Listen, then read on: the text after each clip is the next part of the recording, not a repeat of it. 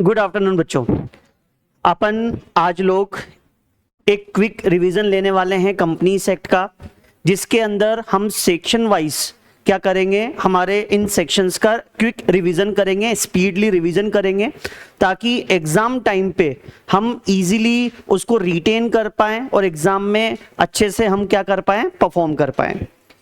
सबसे पहले companies act 2013, जैसा कि सबको पता हुआ है मेरे बच्चे, कंपनीज एक्ट 2013 के अंदर टोटल सेक्शंस जो हैं, कितने सेक्शन है, 470 सेक्शन है कंपनीज एक्ट के अंदर।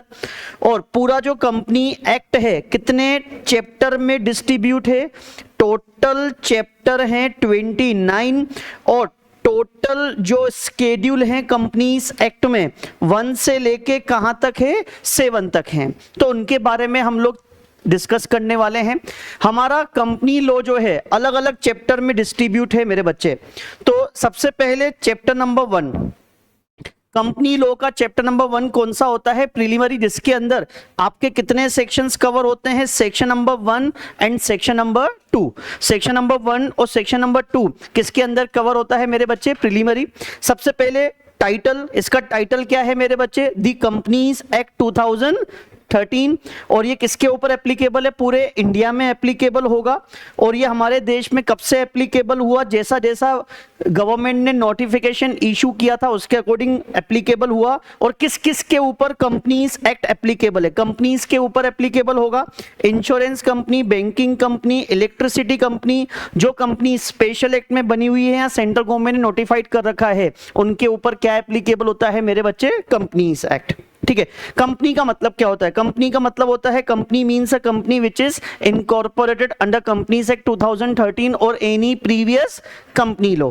ठीक है, ऐसा कौन से सेक्शन में लिखा हुआ है, सेक्शन नंबर 2 क्लोज 20 में। ठीक है, अब मेनली कंपनियां कितने तरह की होती हैं, एक कंपनी होती है मेरे बच्चे कौन सी, limited by shares. Limited by shares में शेयर होल्डर कितने रुपए के लिए लायबल होता है मेरे बच्चे, जो उसकी फेस वैल्यू होती है, शेयर की जो फेस वैल्यू है, जिसका दूसरा नाम क्या होता है मेरे बच्चे, नॉमिनल वैल्यू। तो उतने रुपए के लिए क्या होगा, वो लायबल होगा। लेकिन अगर उनमें से उसने कुछ पे कर दिया है, से एग्जांपल 10 रुपए का शेयर था, 10 में से उसने 8 रुपए पे कर दिया है, तो उसकी लायबिलिटी अब कितनी हो जाएगी मेरे बच्चे, अनपेड। जितना शेयर्स के ऊपर अनपेड होगा उतनी उसके ऊपर क्या रहेगी, लायबिलिटी रहेगी। लिमिटेड बाय गारंटी वाली कंपनी में क्या होता है, एक मेंबर कितने रुपए के लिए लायबल होगा, गारंटी अमाउंट के लिए। और गारंटी अमाउंट कहां लिखा हुआ होता है, मेमोरेंडम ऑफ एसोसिएशन। ये जो लायबिलिटी होगी इसकी, गारंटी की, गारंटी मतलब जब हम कंपनी बनाते हैं उस समय वो कंपनी को गारंटी लिख के देता है कि जब कंपनी बंद होगी मैं इतने रुपए कॉन्ट्रीब्यूट करूंगा।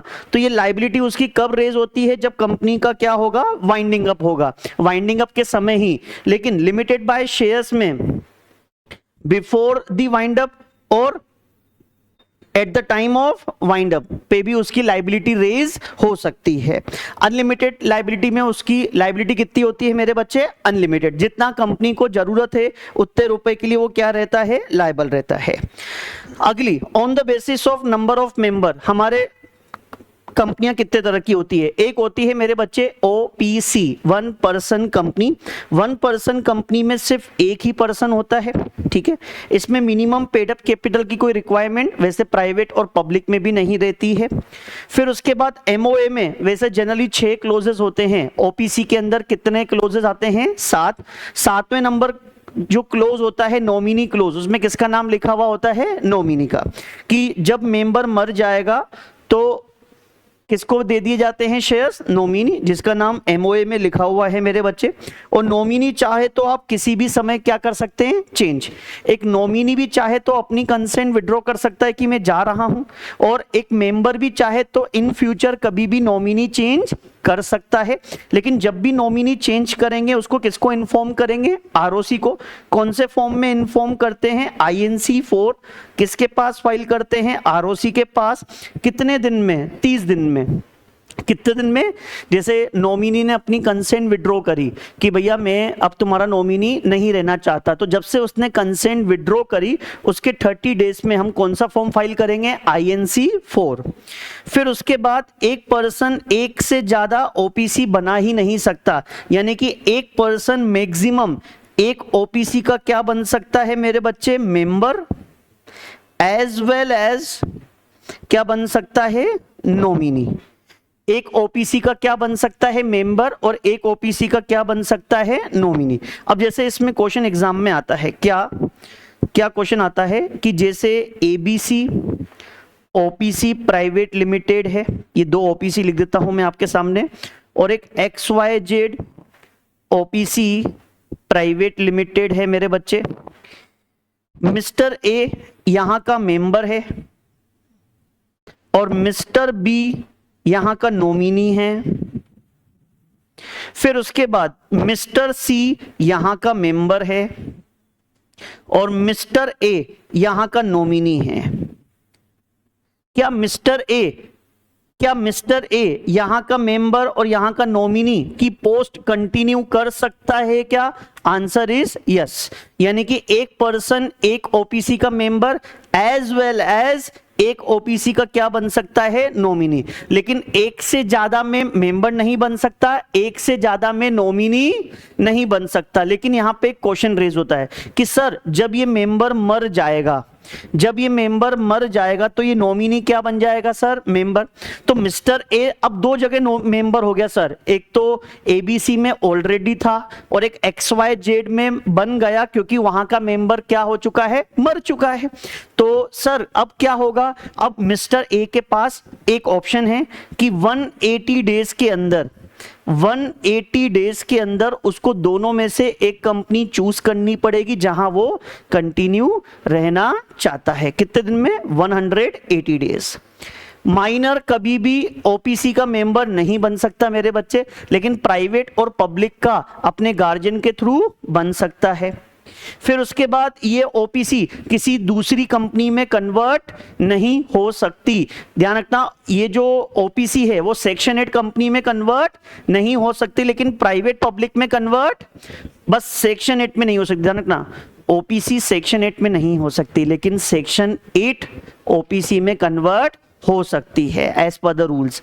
ओपीसी सारे काम कर सकती लेकिन इन्वेस्टमेंट एक्टिविटी एनबीएफसी की तरह नहीं कर सकती। और एक जो अकेला मेंबर होता है वही क्या होता है, इसका डायरेक्टर, वही इसका क्या होता है, प्राइवेट कंपनी की डेफिनेशन कौन से सेक्शन में है, section number 2 close 68। Minimum paid up capital की रिक्वायरमेंट यहां पे भी नहीं होती है। मिनिमम मेंबर कितने होते हैं, 2, लेकिन ओपीसी में कितने होते हैं, 1। सर ऐसा क्यों लिखा, because OPC is a part of private. तो भैया प्राइवेट में 2 हैं तो आप बोलोगे ओपीसी में भी 2, नहीं, ओपीसी में कितने होते हैं, 1। मैक्सिमम मेंबर कितने होते हैं, 200, लेकिन ओपीसी के ऊपर ये वाला पॉइंट भी एप्लीकेबल, चाहे वो ओपीसी प्राइवेट कंपनी का पार्ट है तो ऐसा नहीं बोल सकते ओपीसी में 200 मेंबर मैक्सिमम, नहीं, उसमें तो कितना होता है, 1। लेकिन इसमें हम एम्प्लॉय को काउंट नहीं करते। कौन से एम्प्लॉय, जो एम्प्लॉय के साथ साथ कंपनी का क्या है, मेंबर, जो एम्प्लॉय के साथ साथ कंपनी का क्या है, मेंबर है, चाहे वो प्रेजेंट मेंबर हो यानी कि अभी मेंबर है और एम्प्लॉय भी है, चाहे वो कंपनी का क्या हो, पास्ट एम्प्लॉय हो, उसको भी काउंट। पास्ट एम्प्लॉय मतलब जब तुम कंपनी के एम्प्लॉय बने थे और शेयर्स लिए थे तुम्हें 200 में काउंट नहीं किया गया था, फ्यूचर में भी तुम्हें 200 में काउंट नहीं करेंगे। लेकिन क्या मैंने ऐसा बोला इसको मेंबर नहीं मानेंगे, नहीं, मेंबर तो मानेंगे, बस 200 में इसको काउंट नहीं कर सकते। प्राइवेट कंपनी के शेयर्स के ट्रांसफर के ऊपर क्या होता है, रेस्ट्रिक्शन होता है। एक प्राइवेट कंपनी पब्लिक में सिक्योरिटीज को सब्सक्राइब करने के लिए इनविटेशन नहीं दे सकती। और स्मॉल कंपनी भी किसका पार्ट है मेरे बच्चे, तो सुनना एग्जाम में क्वेश्चन कैसे बन सकता है, ओपीसी और स्मॉल दोनों किसके पार्ट है मेरे बच्चे, प्राइवेट। तो प्राइवेट में होते हैं 2 मेंबर, प्राइवेट में कितने मेंबर होते हैं, 2। तो जैसे अपन बोल सकते हैं एक तरफ प्राइवेट कंपनी, एक तरफ हमारी हो गई स्मॉल कंपनी और एक तरफ हमारी हो गई ओपीसी। ठीक है, तो क्या डिफरेंशिएशन होगा, प्राइवेट कंपनी का सेक्शन कौन सा है, प्राइवेट कंपनी की डेफिनेशन का सेक्शन है 2 क्लोज 68, इसका है 2 क्लोज 85 और इसका है 2 क्लोज 62।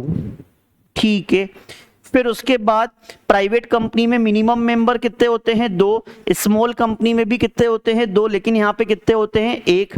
प्राइवेट कंपनी में कितने मेंबर होते हैं 200, इसमें कितने मेंबर होते हैं 200, लेकिन यहाँ पे मैक्सिमम कितने होते हैं 1।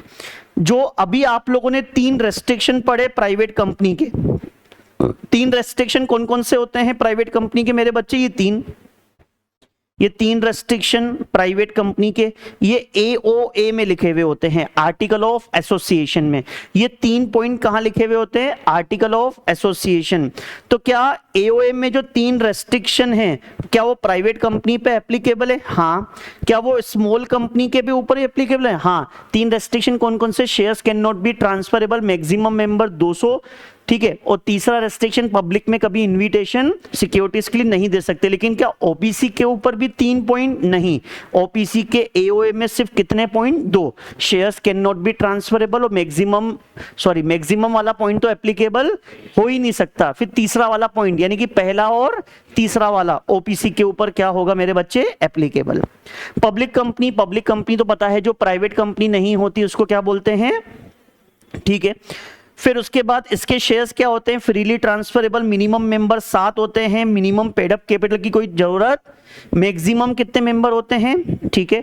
और subsidiary of public is deemed to be है ना, मतलब a private company which is subsidiary of public, this private company is treated as deemed public. क्या बोलेंगे इसको मेरे बच्चे? डीम्ड पब्लिक, ठीक है। तो हमने इस वाले पेज में क्या क्या पढ़ा? इस वाले पेज में हम लोगों ने डिस्कस किया एक सेक्शन नंबर 1, जल्दी से बोलो। सेक्शन नंबर 1 में क्या था? टाइटल एंड एप्लीकेबिलिटी, नॉर्मल सा था। फिर हमने सेक्शन नंबर 2 देखा, 2 में डेफिनेशन हमने पहली डेफिनेशन 220 की पढ़ी। 220 में किसकी डेफिनेशन है? Company means a company which is registered under company act 2013 और एनी प्रीवियस। फिर 221 पढ़ा मेरे बच्चे। 221 में कंपनी थी, कंपनी लिमिटेड बाय गारंटी, जिसमें वो कितने रुपए के लायबल होगा? Guarantee amount. 222 पढ़ा, लिमिटेड बाय शेयर्स में उसकी लायबिलिटी कितनी होती है? जितना अनपेड अमाउंट है। फिर अगला हमने इसके अंदर सेक्शन देखा 262, जिसमें किसकी डेफिनेशन है? ओपीसी। 68 में किसकी डेफिनेशन है मेरे बच्चे? प्राइवेट। और 71 में किसकी डेफिनेशन है? पब्लिक। 85 में किसकी डेफिनेशन है मेरे बच्चे? स्मॉल कंपनी, हालांकि रेफरेंस था, स्मॉल कंपनी की डेफिनेशन नहीं आई थी। और एक 92 पढ़ा था, जिसमें थी अनलिमिटेड कंपनी। याद करो, ये रही अनलिमिटेड कंपनी, जिसमें मेंबर की लायबिलिटी क्या होती है? अनलिमिटेड। तो इस पेज के अंदर हमने ये सारी चीजें क्या करी है मेरे बच्चे? डिस्कस। अब सेकेंड नंबर पेज की तरफ जाते हैं। कंट्रोल के बेसिस पे कंपनी कितने तरह की होती है? तो कंट्रोल के बेसिस पे कंपनी कितने तरह की होती है मेरे बच्चे? 2 तरह की, होल्डिंग एंड सब्सिडरी। सबसे पहले देखते हैं होल्डिंग कंपनी। होल्डिंग कंपनी का मतलब होता है जिसकी एक या एक से ज्यादा क्या होती है मेरे बच्चे? सब्सिडरी। तो उस कंपनी को क्या बोलते हैं? होल्डिंग। जैसे मान लो मेरी एक या एक से ज्यादा सब्सिडरियां हैं, तो मुझे क्या बोलेंगे मेरे बच्चे? होल्डिंग।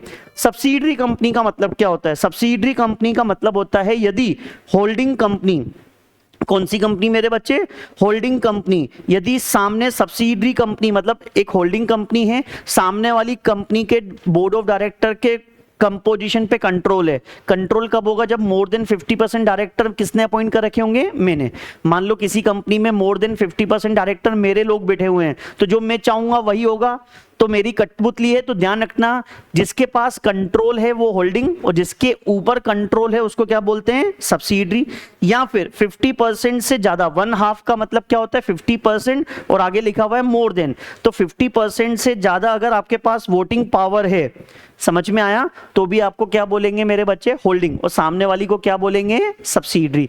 तो अगर एक कंपनी ने किसी दूसरी कंपनी के मोर देन 50% डायरेक्टर अपॉइंट कर रखे हैं, या फिर उस कंपनी के मोर देन 50% वोटिंग पावर ले रखे हैं, तो जिसने ले रखे हैं उसको होल्डिंग, और सामने वाली को क्या बोलते हैं? सब्सिडरी। सर, अगर होल्डिंग कंपनी ने खुद ने ले रखे हो तो भी बोलेंगे उसको होल्डिंग, और सामने अगर उसने किसी दूसरी सब्सिडरी के साथ मिलके ले रखे हो तो भी क्या बोलेंगे?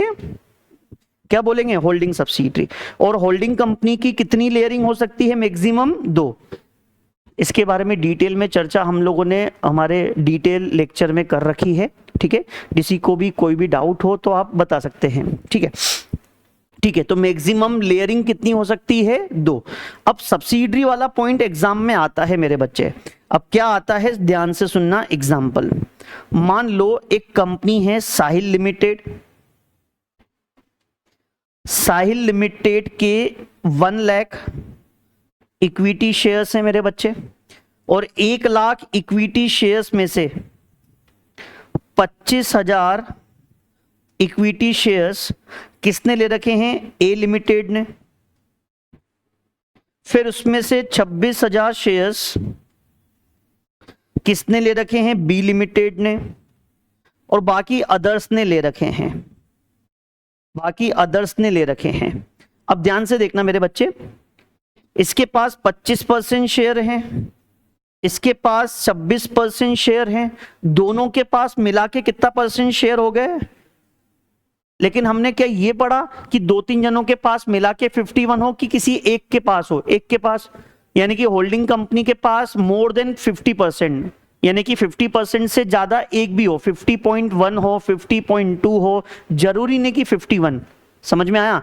तो भी होल्डिंग सब्सिडरी आ जाएगा। तो यहां पे तो ये किसी की सब्सिडरी, यानी कि साहिल लिमिटेड किसी की सब्सिडरी नहीं है, लेकिन ए लिमिटेड और B limited is the subsidiary of C limited, यानी कि these are the subsidiary and C limited is the holding of A limited and, यानी कि सी लिमिटेड ने ए लिमिटेड और बी लिमिटेड में पैसा इन्वेस्ट किया, उनके शेयर्स लिए हैं। अब मुझे बताओ, हम लोगों ने एक लाइन पढ़ी, होल्डिंग कंपनी के पास खुद ने सब्सिडरी कंपनी के शेयर्स ले रखे हों? क्या सी लिमिटेड ने साहिल लिमिटेड के शेयर्स खुद ले रखे हैं? नहीं। फिर एक ऑप्शन था और क्या लिखा हुआ था मेरे बच्चे? टुगेदर विथ वन और मोर इट्स सब्सिडरी। अगर तुमने अपनी सब्सिडरी के साथ मिलके भी ले रखा है तो भी तुम होल्डिंग सामने वाली। तो इस सी लिमिटेड ने साहिल लिमिटेड में 51% शेयर्स ले रखे हैं। किसके थ्रू ले रखे हैं? अरे किसके थ्रू ले रखे हैं? तो मुझे बताओ, सी लिमिटेड इज द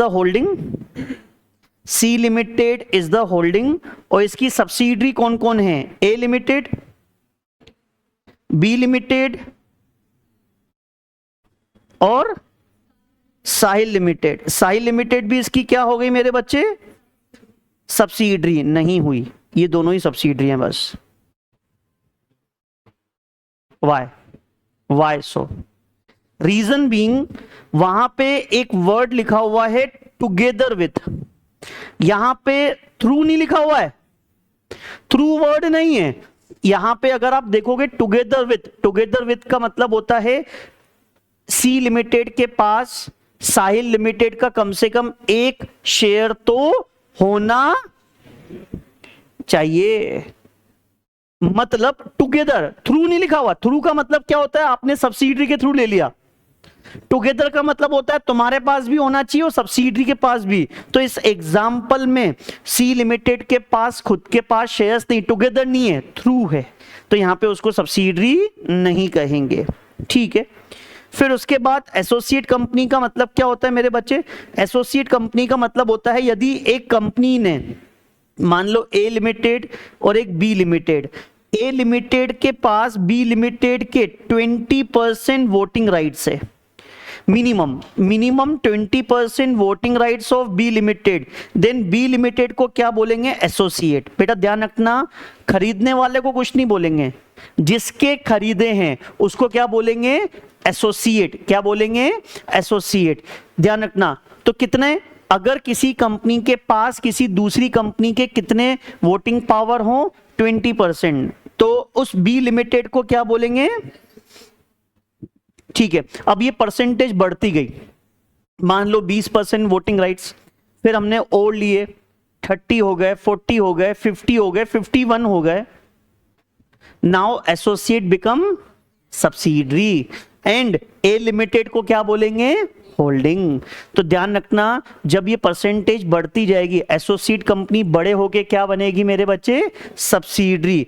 तो सर उसको ऐसे बोलेंगे कि ये एसोसिएट भी है और ये सब्सिडरी भी है। सर सारी सब्सिडरी एसोसिएट होती है? नहीं, यहाँ पे साफ लिखा हुआ है एसोसिएट में सब्सिडरी कंपनी को शामिल।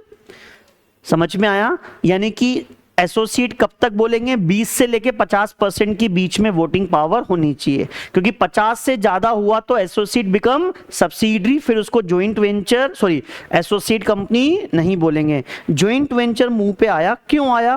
क्योंकि जॉइंट वेंचर कंपनी को भी क्या बोला जाएगा? एसोसिएट। जॉइंट वेंचर की डेफिनेशन हमारे कंपनी लॉ में अलग से नहीं है। जॉइंट वेंचर को क्या बोला जाता है यहाँ पे? Associate company. क्या बोला जाता है मेरे बच्चे? ठीक है, अगली डेफिनेशन हम लोग को पढ़नी है लिस्टेड कंपनी। लिस्टेड कंपनी में ध्यान रखना, ऐसी कंपनी जिसकी सिक्योरिटीज यानी कि शेयर, डिबेंचर, बॉन्ड, कुछ भी आपके लिस्टेड हैं रिकॉग्नाइज स्टॉक एक्सचेंज, मतलब एनएससी या बीएससी में अगर लिस्ट हैं, तो ये गलती से मत लिख के आना कि हमारी जिसकी जो कंपनी लिस्ट है। बेटा कंपनी लिस्ट नहीं होती, कंपनियां तो ना बिकती हैं, वहां पे शेयर्स बिकते हैं। तो जिस कंपनी की सिक्योरिटीज, शेयर्स भी नहीं, सिक्योरिटीज लिस्ट है, तो उसको अपन क्या बोलते हैं? ठीक है, such classes of company which have listed और intend to list such securities as में prescribe in consult with the SEBI shall not be considered listed company. Sir मतलब ध्यान रखना, ये अमेंडमेंट आया था, यहाँ पे अमेंडमेंट लाके बोला गया कि कुछ कंपनियों को लिस्टेड नहीं बोलेंगे चाहे उनके सिक्योरिटीज लिस्ट हों। सर कौन कौन सी सर मेरे बच्चे बताना? तो सुनना, पहला, अगर आपके प्रेफरेंशियस लिस्ट हो, अगर आपके डिबेंचर लिस्ट हो मेरे बच्चे, या ये दोनों लिस्ट हो इक्विटी शेयर्स के अलावा, तो बेटा इक्विटी शेयर्स का लिस्ट होना जरूरी है। प्रेफरेंशियस लिस्ट है, सिर्फ प्रेफरेंशियस, तो आपको लिस्टेड कंपनी नहीं बोलेंगे। अगर आपके सिर्फ डिबेंचर लिस्ट हैं तो भी आपको लिस्टेड कंपनी नहीं बोलेंगे। प्रेफरेंशियस डिबेंचर दोनों लिस्ट हैं तो भी आपको लिस्टेड कंपनी नहीं बोलेंगे। इक्विटी शेयर्स का लिस्ट होना जरूरी है। तीसरा, प्राइवेट कंपनी अगर सेबी के रेगुलेशन के बेसिस पे अपने डिबेंचर का लिस्ट करवाती है तो भी उसको लिस्टेड कंपनी नहीं बोलेंगे। बेटा ध्यान रखना, अमेंडमेंट से पहले प्राइवेट कंपनी भी लिस्टेड होती थी, क्योंकि प्राइवेट कंपनी अपने डिबेंचर का क्या करवा सकती है? लिस्ट। समझ में आया? तो पहले उसको लिस्टेड बोलते थे, लेकिन अमेंडमेंट आने के बाद प्राइवेट कंपनी कभी लिस्टेड नहीं बन पाएगी। ठीक है, और जो लिस्टेड नहीं होती उसको क्या बोलते हैं मेरे बच्चे? अनलिस्टेड। क्या बोलते हैं मेरे बच्चे? ठीक है, अदर कंपनी में कौन सी आएगी? गवर्नमेंट कंपनी नॉर्मल सी, सबको पता है। गवर्नमेंट कंपनी जिसकी 51% किसके पास हो? सेंट्रल गवर्नमेंट, स्टेट गवर्नमेंट या दोनों सरकारों के पास हो, तो उसको क्या बोलते हैं? ठीक है, अब थोड़ा सा कीवर्ड्स पे ध्यान रखेंगे, एग्जाम में हमको वही कीवर्ड्स ध्यान रखने होते हैं। एक आप लोगों ने पढ़ा, 3 डेफिनेशंस पढ़ी। एक आप लोगों ने होल्डिंग के बारे में पढ़ा, एक आपने सब्सिडरी के बारे में पढ़ा, एक आपने एसोसिएट के बारे में पढ़ा, और एक आपने गवर्नमेंट कंपनी के बारे में पढ़ा। तीनों में बेसिकली डिफरेंस क्या है? होल्डिंग कंपनी की डेफिनेशन 246, सब्सिडरी की डेफिनेशन 287, एसोसिएट 26, और गवर्नमेंट की डेफिनेशन जो है कौन से सेक्शन में बोलना एक बार? 245। होल्डिंग कंपनी में हम क्या लिख के आएंगे? हैविंग 1 और मोर सब्सिडरी। और सब्सिडरी में क्या आएगा मेरे बच्चे कि 51% नहीं, 51 नहीं था, क्या था बोलना एक बार? मोर देन 50% वोटिंग राइट्स, और कंपोजिशन ऑफ डायरेक्टर किसके हाथ में होना चाहिए? होल्डिंग कंपनी के हाथ में। एसोसिएट में minimum 20% voting rights, minimum 20% voting rights. Keyword ध्यान रखना मेरे बच्चे, यहां पे भी वोटिंग राइट्स, यहां पे भी वोटिंग राइट्स, यहां पे भी वोटिंग राइट्स, बट यहां पे मोर देन 50 है और यहां पे यहां पे 20% भी चलेगा, 20% मिनिमम, लेकिन यहां पे क्या है, मोर देन, ठीक है, वोटिंग राइट्स। लेकिन गवर्नमेंट कंपनी में आप लोगों ने क्या पढ़ा, minimum 51% of paid up share capital. यहां पे ध्यान रखना मेरे बच्चे, पेड अप शेयर कैपिटल है, यहां पे वोटिंग राइट्स नहीं है। यहां पे क्या लिख के आना है, paid up share capital. Subsidiary में वोटिंग राइट्स है, एसोसिएट में वोटिंग राइट्स है, गवर्नमेंट कंपनी में क्या लिख के आना है मेरे बच्चे, पेड अप शेयर कैपिटल। बोलो आया? तो इस तरह से इसको क्या बोलेंगे मेरे बच्चे, गवर्नमेंट कंपनी। तो गवर्नमेंट कंपनी में हमको ध्यान क्या रखना है कि यहां पे हम लोगों को पेड अप शेयर कैपिटल लिखना है, ठीक है। एक और बात, अगर किसी कंपनी ने डीवीआर इशू कर रखे, DVR differentiate voting rights, differentiate voting rights क्या होते हैं, ऐसे शेयर्स होते हैं, ऐसे इक्विटी शेयर्स होते हैं जिनके ऊपर एक्स्ट्रा वोटिंग पावर होती है in compare to ordinary equity shares. इनके पास वोटिंग पावर ज्यादा, डिविडेंड कम, या डिविडेंड ज्यादा, वोटिंग पावर कम, जो हम सेक्शन नंबर 43 में पढ़ेंगे। तो क्या लिखा हुआ है, अगर किसी कंपनी ने डीवीआर इशू कर रखे हैं तो 51% पेड अप शेयर कैपिटल की जगह वोटिंग राइट्स का देखा जाएगा। लो आ गया कि यहां पे भी वोटिंग राइट्स देखेंगे यदि कंपनी ने क्या इशू कर रखे हैं, डीवीआर। देखो डीवीआर इशू करते हैं ना तो कंपनी में अचानक से किसी व्यक्ति के पास वोटिंग पावर ज्यादा हो जाती है, तो तवज्जो किसको दी जाती है, वोटिंग राइट्स को। तो इन्होंने बोला फिर वोटिंग राइट्स लेंगे। डीवीआर इशू नहीं किए तो एक शेयर के ऊपर क्या होता है, एक वोटिंग राइट्स। तो पेड अप शेयर कैपिटल लो, वोटिंग राइट्स लो, दोनों क्या होते हैं, सेम होते हैं। स्मॉल कंपनी, स्मॉल कंपनी क्या होती है, ऐसी प्राइवेट कंपनी जिसकी paid up capital maximum 4 crore और टर्नओवर मैक्सिमम कितना होना चाहिए, 40 करोड़। ध्यान रखने वाली बात, पिछले साल के पीएनएल से देखेंगे टर्नओवर, और पेड अप कैपिटल पिछले साल की बैलेंस शीट से देखा जाएगा। लेकिन इसमें ये अमाउंट इंक्रीज कर सकते हैं, और कहां तक इंक्रीज कर सकते हैं, 10 करोड़। नॉर्मल प्रोविजन क्या है, नॉर्मल प्रोविजन 4 करोड़ है, लेकिन इस अमाउंट को रूल्स में चेंज कर सकते हैं और कहां तक ला सकते हैं, 10। नॉर्मल टर्नओवर कितना, 40, लेकिन इसको इंक्रीज कर सकते हैं कहां तक, 100 तक। कहां तक इंक्रीज कर सकते हैं, तो ध्यान रखना, आपको ऐसे याद करना है कि स्मॉल कंपनी प्राइवेट कंपनी का पार्ट होता है 440 मतलब पेड अप कैपिटल 4 करोड़ और टर्नओवर कितना होना चाहिए, 40 करोड़। इन 3 कंपनियों को कभी स्मॉल कंपनी नहीं बोलेंगे। सेक्शन 8 चाहे वो प्राइवेट कंपनी हो, होल्डिंग सब्सिडरी, जैसे होल्डिंग सब्सिडरी प्राइवेट है, 440 के अंदर है बेटा maximum, paid up capital 4, turnover कितना, 40, और दोनों में एंड, दोनों में से एक नहीं, दोनों कंडीशन क्या होनी चाहिए, फुलफिल होनी चाहिए। जैसे मैं आपके सामने एग्जांपल लूं, क्या एग्जांपल है, मान लो एबीसी प्राइवेट लिमिटेड, इसकी paid up share capital 4 crore है और इसका टर्नओवर 42 करोड़ है। क्या ये स्मॉल कंपनी है, आंसर इज नो। क्यों, इसका पेड अप शेयर कैपिटल तो मेरे बच्चे 4 करोड़ है, लेकिन टर्नओवर कितना है, 42, विच इज मोर देन 40, तो इसको स्मॉल कंपनी बोलेंगे नहीं।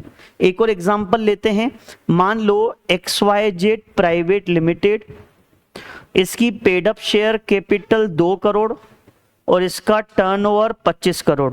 आई थिंक ये 440 के अंदर है, तो इसको स्मॉल कंपनी बोलेंगे, इसको स्मॉल कंपनी बोलेंगे। लेकिन यहां पे लिख दे it is subsidiary of another company, तो इसको हम स्मॉल कंपनी, हमने ऊपर पढ़ा कि होल्डिंग सब्सिडरी को कभी स्मॉल कंपनी नहीं बोलते, या जो स्पेशल एक्ट में बनी हुई है कंपनी उसको भी स्मॉल कंपनी, ठीक है। फॉरेन कंपनी, फॉरेन कंपनी क्या होती है, सुनना ध्यान से, फॉरेन कंपनी के लिए कंपनी होना जरूरी है या बीसी होना जरूरी है। बीसी बोले तो बॉडी कोऑपरेट, तो एक फॉरेन की बीसी या फॉरेन की कंपनी, देखो फॉरेन की बनी हुई, कहां पे बनी हुई होनी चाहिए, अच्छा फॉरेन की पार्टनरशिप आ रही है कि मेरे को फॉरेन कंपनी बना दो ना, फॉरेन की क्या होनी चाहिए, कंपनी, या फॉरेन की क्या होनी चाहिए, बीसी। पार्टनरशिप को बीसी, बॉडी कोऑपरेट सबको पता है जिसका रजिस्ट्रेशन करवाना कंपलसरी है। तो फॉरेन की जो इंडिया में फॉरेन कंपनी खोलना चाहती है, फॉरेन कंपनी कब बोलेंगे, जब उसकी जो पेरेंट है, जो मेन है, वो फॉरेन में क्या होनी चाहिए, कंपनी या बीसी। तो ये कंपनी या BC incorporated outside India but having place of business in India. अच्छा, इंडिया में धरती पे कि पानी में भी चलेगा?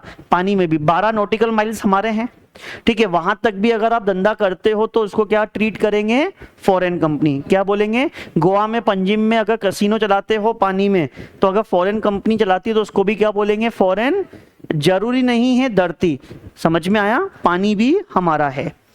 फिर उसके बाद सेक्शन 8। सेक्शन 8 क्या होता है? ऐसी कंपनी जो चैरिटेबल ऑब्जेक्ट में लगी हुई है उसको कौन सी कंपनी बोलते हैं? सेक्शन 8। ये एकमात्र ऐसी कंपनी होती है जो कभी डिविडेंड डिक्लेयर नहीं कर सकती। इसको सेंट्रल गवर्नमेंट से क्या लेना पड़ता है? लाइसेंस। लेकिन अमेंडमेंट के बाद यहाँ पे कौन आ गया है मेरे बच्चे? आरओसी। अब लाइसेंस किससे लेना पड़ता है? आरओसी। इनके नाम के पीछे लिमिटेड या प्राइवेट लिमिटेड वर्ड नहीं लगता, तो इनके यहाँ generally club, chamber of commerce ऐसे वर्ड यूज किए जाते हैं नाम के पीछे। ये लिमिटेड लाइबिलिटी वाली कंपनी होती है, अनलिमिटेड लाइबिलिटी वाली नहीं होती है मेरे बच्चे। अगर आपने कोई कंडीशन रिवोक करी, जैसे ऊपर की आपने डिविडेंड डिस्ट्रीब्यूट कर दिया, तो आपको फिर सेक्शन 8 कंपनी नहीं बोला जाएगा। और ये जो अपना जनरल मीटिंग का नोटिस भेजती है 21 की जगह कितने दिन पहले भेजती है? 14 दिन पहले। और इसके अंदर मिनिमम डायरेक्टर की लिमिट एप्लीकेबल है, लेकिन इंडिपेंडेंट डायरेक्टर रखने की आवश्यकता नहीं है। ठीक है, तो क्या क्या पढ़ा देखो।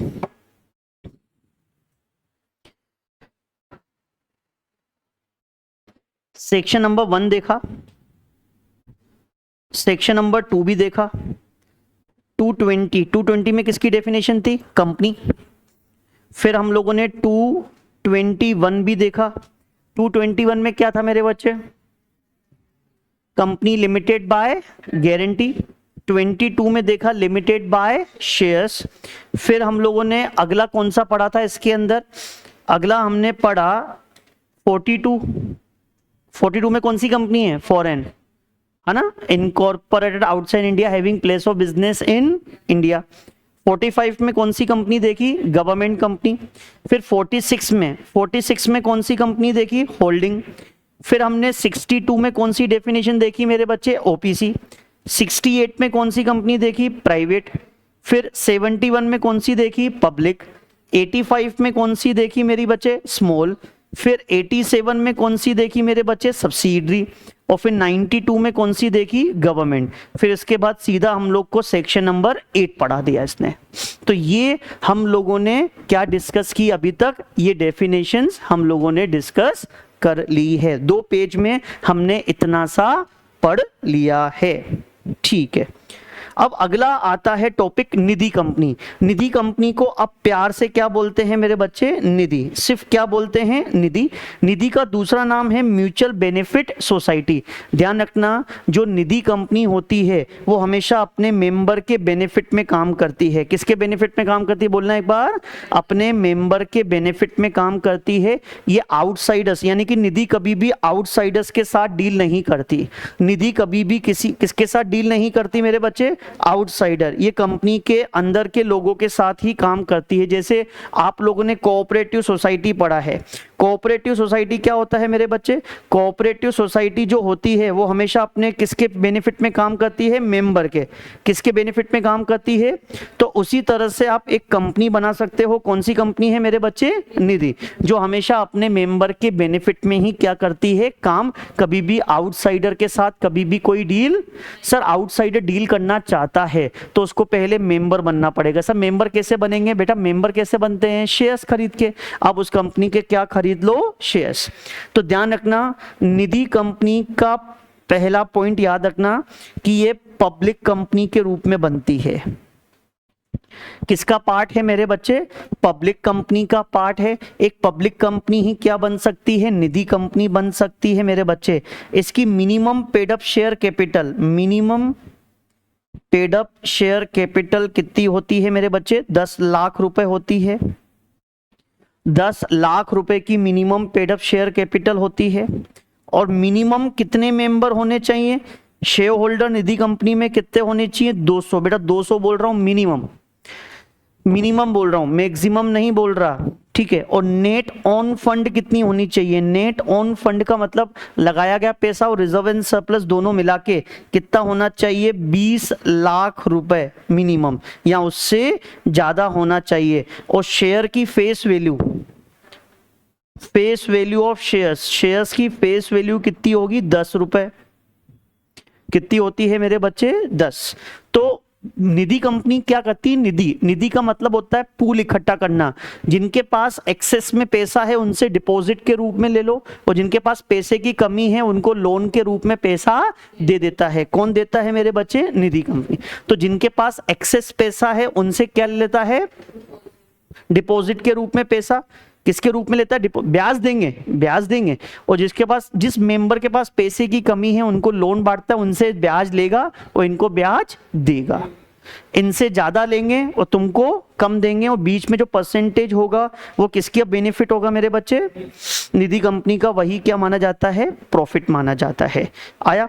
और निधि कंपनी में कोई मेंबर बनना चाहता है तो सिर्फ इंडिविजुअल व्यक्ति ही बन सकता है।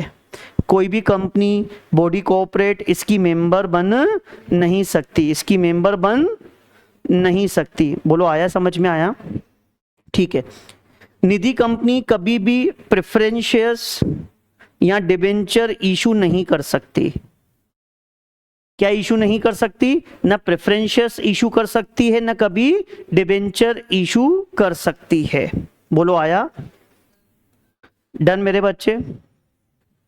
निधि कंपनी अगर ब्रांच भी खोलना चाहती है तो अपने सिर्फ डिस्ट्रिक्ट में, डिस्ट्रिक्ट से बाहर जाके ब्रांच खोल नहीं सकती, ये भी रेस्ट्रिक्शन है। समझ में आया? चलो, अब आता है डोरमेंट कंपनी। कौन सी कंपनी मेरे बच्चे? डोरमेंट।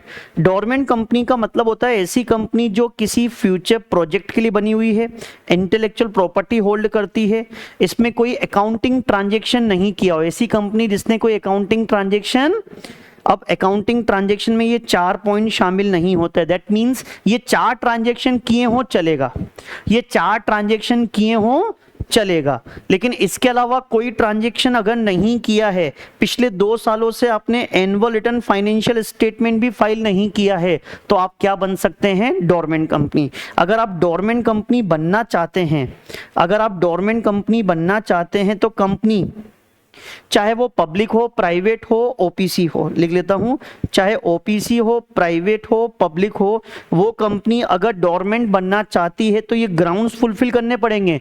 क्या ग्राउंड्स हैं? पिछले 2 सालों से बैलेंस शीट वगैरह फाइल नहीं करे तो ये कंपनी MSC 1, एक फॉर्म है मिसलेनियस नाम से, MSC 1 वाला फॉर्म किसके पास भेज देंगे? ROC, और ROC सेटिस्फाइड तो इनको सर्टिफिकेट दे देगा, इशू कर देगा सर्टिफिकेट, सर्टिफिकेट इशू करेगा MSC 2 में, MSC 2 में सर्टिफिकेट इशू करेगा। और जिस दिन ये सर्टिफिकेट मिल गया उस दिन से आप क्या बन जाएंगे मेरे बच्चे? Dormant company. ध्यान रखना, जिस दिन आपको ये सर्टिफिकेट मिल जाए आपको कुछ कंडीशंस हर साल फुलफिल करनी पड़ेगी। डोरमेंट कंपनी बनने के बाद आपको कुछ कंडीशंस हर साल क्या करनी पड़ेगी? फुलफिल। पहली कंडीशन, मिनिमम डायरेक्टर तो आपको मेंटेन करने हैं, जैसे ओपीसी है 1, प्राइवेट है 2, पब्लिक में 3, ये डायरेक्टर क्या करने पड़ेंगे? मेंटेन। यानी कि मिनिमम डायरेक्टर तो मेंटेन करने पड़ेंगे चाहे आपकी कंपनी कोई एक्टिविटी ना करे। मिनिमम डायरेक्टर उनको निकाल, हाँ एक्सेस है तो एक्सेस को निकाल लो, लेकिन मिनिमम तो आपको क्या करने पड़ेंगे? मेंटेन। दूसरा पॉइंट, दूसरे पॉइंट में क्या आएगा मेरे बच्चे? मिनिमम डायरेक्टर मेंटेन करने पड़ेंगे। दूसरे पॉइंट में आएगा मैक्सिमम 5 साल के लिए ही आप डोरमेंट कंपनी बन सकते हैं। कितने समय के लिए डोरमेंट कंपनी बन सकते हैं? मैक्सिमम 5 साल के लिए डोरमेंट कंपनी बन सकते हैं आप। और आपको रिटर्न फाइल करना पड़ेगा हर साल। रिटर्न ऑफ डोरमेंट कंपनी कौन से फॉर्म में बनता है? MSC 3 में। और ये किसके पास फाइल करना पड़ेगा? अब ये रिटर्न किस चीज का? कि ROC हमने साल भर में कोई काम नहीं किया है, हमने कोई बिजनेस एक्टिविटी स्टार्ट, तो डोरमेंट कंपनी का मतलब होता है इनएक्टिव, जिसने कोई काम काज स्टार्ट नहीं किया है। ठीक है। जब फ्यूचर में आपको एक्टिव कंपनी बनना हो, क्या बनना हो मेरे बच्चे? तो एक्टिव कंपनी जब भी आप बनना चाहते हैं, आप डोरमेंट से क्या बनना चाहते हैं? एक्टिव बनना चाहते हैं, तो वो डोरमेंट कंपनी अगेन एप्लीकेशन देगा MSc 4 में, किसको देगा, ROC को, और ROC उसको सर्टिफिकेट दे देगा, issue certificate of active company, active company का सर्टिफिकेट मिल जाएगा MSc 5 में, और उस दिन से आप क्या बन जाएंगे मेरे बच्चे, एक्टिव कंपनी। तो ये सिंपल सी कहानी है किसकी, डोरमेंट कंपनी की। और ये सेक्शन कौन सा है, 455, 455। कौन कौन से सेक्शन देख लिए, देखो वापस से लिख देता हूं। Section number 1 title, section number 2, sir बार बार क्यों लिख रहे हो, मैं खुद को याद करवा रहा हूं, तुम लोग याद करो मत करो, ठीक है, मैं अपना तो याद करूं भाई, कुछ सही है कि नहीं, तुम लोग याद करो तो अच्छी चीज है, इस तरीके से याद होता है बार बार बोलने से। सेक्शन नंबर 2 किसका होता है, डेफिनेशन।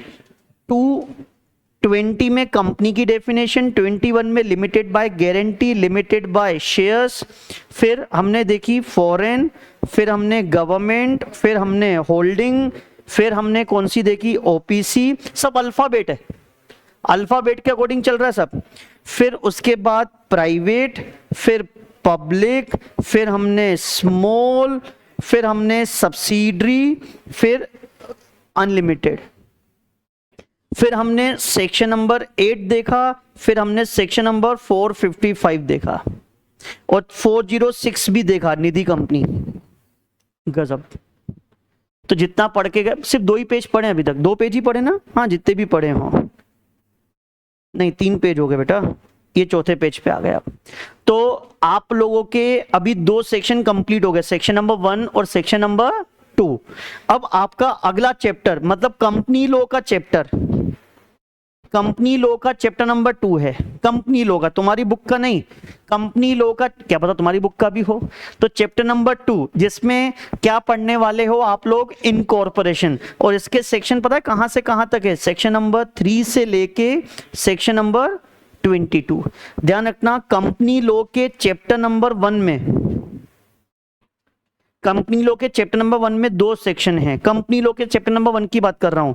कंपनी लॉ के टोटल 29 चैप्टर है कंपनी लॉ में, मैं कंपनीज एक्ट की बात कर रहा हूं। पता पड़े घर जाके बुक खोल रहे हैं कि बुक में भी ऐसा मिल ही नहीं रहा। चैप्टर नंबर 2 में, चैप्टर नंबर 2 में कितने सेक्शन है, 3 से लेके 22, जो किसके बारे में बात करते हैं मेरे बच्चे, इनकॉर्पोरेशन ऑफ कंपनी। चलो स्टार्ट करते हैं इनकॉर्पोरेशन ऑफ कंपनी से। सबसे पहले क्या टॉपिक दे रखा है यहाँ पे, मेमोरेंडम ऑफ एसोसिएशन। क्या टॉपिक है मेरे बच्चे, मेमोरेंडम ऑफ एसोसिएशन। ध्यान रखना, जब भी हम कंपनी बनाते हैं तो कंपनी बनाने के बाद हमको 2 डॉक्यूमेंट तैयार करने पड़ते हैं। कौन कौन से डॉक्यूमेंट तैयार करने पड़ते हैं, MOA और AOA, memorandum of association, article of association. MOA for outsiders, यानी कि कोई भी आउटसाइडर हमारे साथ डील करेगा तो उसको क्या पढ़ लेना चाहिए, MOA।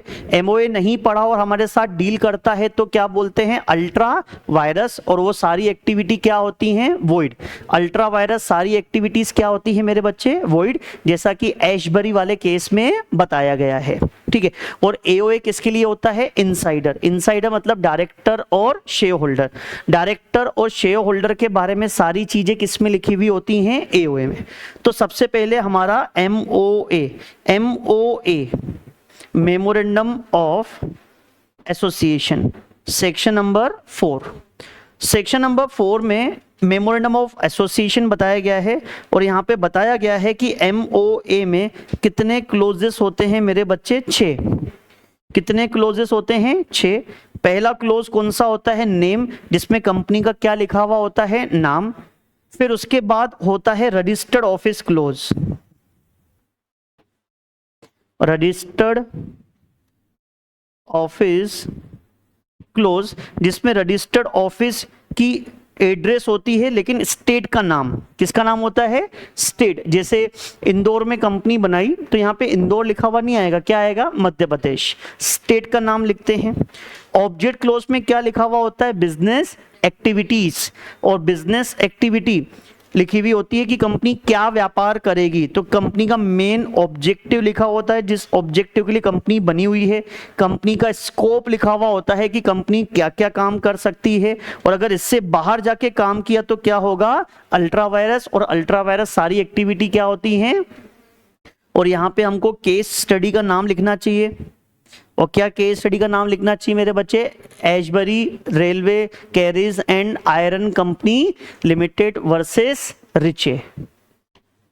और लाइबिलिटी क्लोज में क्या लिखा होता है, कंपनी के मेंबर्स की लाइबिलिटी लिमिटेड है कि, और लिमिटेड है तो लिमिटेड बाय शेयर्स या लिमिटेड बाय, ठीक है। एक इन्होंने छोड़ दिया, कौन सा क्लोज छोड़ा मेरे बच्चे, कैपिटल क्लोज। कौन सा क्लोज होता है, और कैपिटल क्लोज में क्या लिखी हुई होती है, ऑथराइज शेयर कैपिटल। कंपनी की क्या लिखी हुई होती है, ऑथराइज शेयर कैपिटल। और सब्सक्रिप्शन क्लोज पे क्या होती है मेरे बच्चे, सब्सक्रिप्शन क्लोज में सब्सक्राइबर क्या करते हैं मेरे बच्चे, साइन। सब्सक्राइबर क्या करते हैं, सब्सक्रिप्शन क्लोज पे होती है साइन, और साइन कौन करते हैं, मेंबर। और ईच मेंबर को कम से कम एक शेयर लेना। इस तरह से मेंबर, कितने मेंबर साइन करते हैं, ओपीसी में एक, प्राइवेट में दो, पब्लिक में मिनिमम इतने लोग साइन करना जरूरी है। और जो भी साइन करेगा हर उन सबके बिहाफ पे विटनेस भी साइन करेगा। कौन साइन करेगा मेरे बच्चे, विटनेस से भी क्या करवानी पड़ेगी, साइन। लेकिन अगर ओपीसी हुई तो ये 6 पॉइंट तो होंगे ही होंगे, साथ ही साथ 7वां क्लोज भी होता है, कौन सा, नॉमिनी क्लोज। कौन सा क्लोज होता है मेरे बच्चे, ठीक है। अब इनमें से किसी भी क्लोज में चेंज करना है तो क्या पास करना पड़ेगा, एसआर। इसको चेंज करना है, इसको चेंज करना है, चाहे इसको चेंज करो चाहे इसको चेंज करो, क्या पास करना पड़ेगा, एसआर। लेकिन अगर कैपिटल क्लोज को चेंज करोगे तो क्या पास करना पड़ेगा, ओआर। ध्यान रखना, सब्सक्रिप्शन क्लोज और नॉमिनी क्लोज 6ठा और 7वें क्लोज में चेंज करते हो तो कुछ पास करने की जरूरत, इसको कभी भी ऑल्ट्रेशन इन एमओए नहीं बोला जाएगा। एग्जाम में आता है कि नॉमिनी चेंज करा, क्या इसको ऑल्ट्रेशन इन एमओए बोलेंगे, बोलना नहीं। नॉर्मली चेंज, ऑल्ट्रेशन इन एमओए मतलब एसआर पास करना। क्या पास करना, एसआर। यहां तो इसमें एसआर और ओआर, नॉमिनी चेंज करने में एसआर ओआर पास करने की जरूरत, वो नॉर्मली हो जाता है। अगर आपको 6 और 7th नंबर वाला क्लोज चेंज करना है तो नॉर्मली चेंज कर सकते हैं। बोलो आया।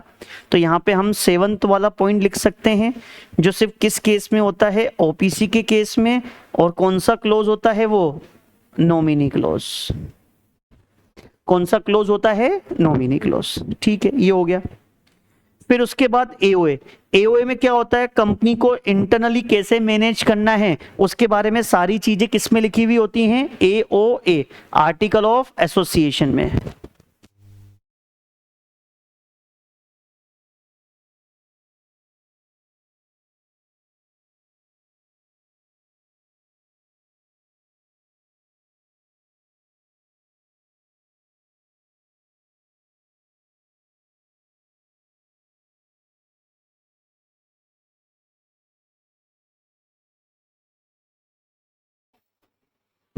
अगर एओए को ऑल्टर करना है, सुनना, एओए को ऑल्टर करना है तो सेक्शन नंबर 14 लगेगा।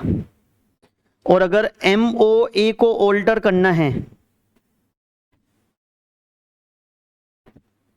तो सेक्शन नंबर 13 लगेगा। 13 होता है ऑल्ट्रेशन इन एमओए और 14 होता है ऑल्ट्रेशन इन एओए। अगर एओए को ऑल्टर करना है तो क्या पास करना पड़ेगा, एसआर। और एसआर पास कर सकते हैं तो एओए में ऑल्ट्रेशन कब होगा, में इंक्लूड मतलब इंक्लूसिव नेचर, मतलब एओए में ऑल्टर करना है तो कब कर सकते हैं, जब प्राइवेट कंपनी को पब्लिक में या पब्लिक कंपनी को किस में कन्वर्ट करना हो, प्राइवेट को पब्लिक या पब्लिक को छोटी से बड़ी या बड़ी से, जैसे प्राइवेट छोटी तो छोटी से बड़ी में जाओ, प्राइवेट से पब्लिक, या बड़ी पब्लिक से प्राइवेट में आओ, तो आपको क्या करना पड़ेगा, एओए को ऑल्टर। क्या इन दो सिचुएशन में ही एओए में ऑल्टर होगा, इनके अलावा किसी और चीज में एओए में ऑल्टर नहीं हो सकता क्या? हाँ हो सकता है ना, मैंने पहले ही बोला, यहाँ पे डेफिनेशन है इंक्लूसिव नेचर, इंक्लूसिव, इंक्लूड लिखा हुआ है, मतलब इनके अलावा किसी और रीजन पे भी एओए में क्या कर सकते हैं? ऑल्टर। जैसे आप एओए में कुछ भी चेंज कर लो, इंट्रेंचमेंट प्रोविजन ले आओ, इंट्रेंचमेंट प्रोविजन होता है ना एक, ठीक है, या फिर आप प्राइवेट कंपनी में 3 रेस्ट्रिक्शन है उनको हटा दो, उनके किसी पॉइंट को हटा दो, समझ में आया? कुछ भी चेंज कर लो तो कर सकते हैं। क्या पास करना पड़ेगा? एसआर। क्या पास करना पड़ेगा? एसआर पास करना पड़ेगा। किंतु पब्लिक कंपनी यानी कि बड़ी कंपनी से छोटी कंपनी में जा रहे हो, यानी कि प्राइवेट, बड़ी से छोटी, मान लो हमारा हर्ष कंपनी में एमडी की पोस्ट पे है, चपरासी बनना चाहता है, तो मतलब इसने एमडी की पोस्ट पे कुछ कांड किया होगा, उससे बचने के लिए चपरासी बनना चाहता है मेरे बच्चे, ताकि किसी और को एमडी बनाए और सारा इल्जाम उसके ऊपर थोप दें। अरे सही है कि नहीं है मेरे बच्चे? तो ध्यान रखना, पब्लिक से प्राइवेट, बड़ी से छोटी कंपनी बनना है। बड़ी कंपनी गवर्नमेंट को ज्यादा टैक्स पे करती है क्योंकि ज्यादा पैसा कमाती है, प्राइवेट कंपनी कम प्रॉफिट कमाएगी, कम टैक्स पे करेगी, तो गवर्नमेंट का नुकसान हुआ कि नहीं हुआ? तो आपको सेंट्रल गवर्नमेंट की क्या लेनी पड़ेगी? अप्रूवल। अगर आप पब्लिक से प्राइवेट बनोगे तो किसकी अप्रूवल लेनी पड़ती है? Central government. लेकिन अगर आप वाइस वर्सा, मतलब प्राइवेट से क्या बन जाओ? छोटी से क्या बन जाओ?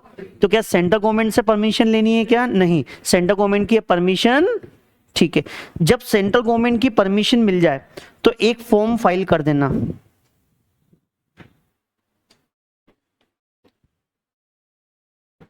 कौन सा फॉर्म फाइल कर देना बताओ भाई?